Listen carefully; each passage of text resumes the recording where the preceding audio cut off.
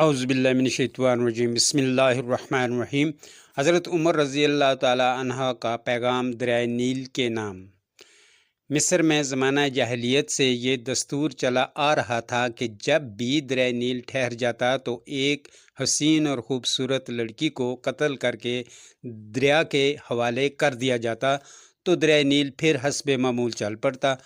حضرت عمر رضی اللہ تعالیٰ عنہ کے دور خلافت میں جب مصر فتح ہوا اور حضرت عمر بن العاص وہاں کے گورنر مقرر ہوئے تو اس وقت بھی حسب معمول دریائے نیل کی روحانی ختم ہو گئی اور وہ ٹھہر گیا۔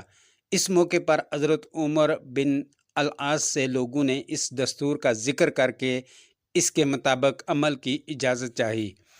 حضرت عمر بن العاص نے فرمایا کہ یہ جاہلیت کی رسم ہے، ہم ایسا نہیں کریں گے، البتہ امیر المومنین حضرت عمر رضی اللہ تعالیٰ عنہ سے میں مشورہ کروں گا۔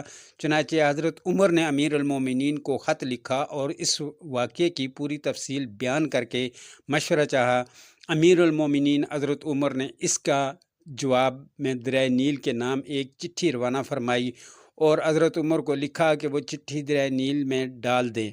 اس چٹھی کا مضمون یہ تھا کہ ہے اللہ کے بندے، عمر کی طرف سے دریائے نیل کے نام، اما بعد اگر تو ہے دریائے نیل اپنی طرف سے جاری ہوتا تھا تو مت جاری ہو، اور اگر اللہ واحد قہار نے تجھ کو جاری کیا تو ہم اسی سے سوال کرتے ہیں کہ وہ تجھ کو جاری کر دے۔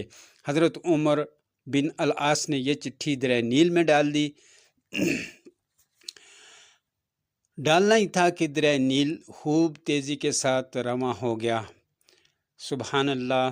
دوستو، ہمیں اللہ سے اپنے گناہوں کی ہر ٹائم معافی مانگنی چاہیے۔ اللہ سے دعا ہے کہ ہمیں گناہوں سے بچائے اور جو ہو گئے ہیں ان کی معافی فرمائے۔